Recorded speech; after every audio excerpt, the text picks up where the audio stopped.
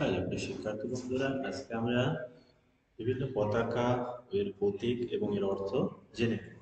প্রথমে আসি সাদা পতাকা। সাদা পতাকা শান্তির প্রতীক। সাদা পতাকা শান্তির প্রতীক। এরপরে আছে লাল পতাকা, বিপ্লবের প্রতীক। লাল পতাকা বিপ্লবের প্রতীক।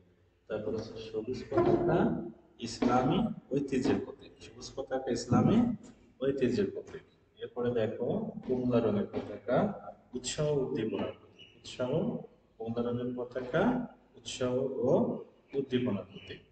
এরপর আছে কালো পতাকা, শোকের প্রতীক। কালো পতাকা শোকের প্রতীক। এরপর আছে হলুদ রঙের পতাকা, আলোর প্রতীক। হলুদ পতাকা আলোর প্রতীক। বেগুনি পতাকা রাজকীয়তার প্রতীক। বেগুনি পতাকা রাজকীয়তার প্রতীক। এরকম আরো নতুন নতুন তথ্য পেতে আমার পেজটিকে লাইক, কমেন্ট করে শেয়ার করো। সকলকে অসংখ্য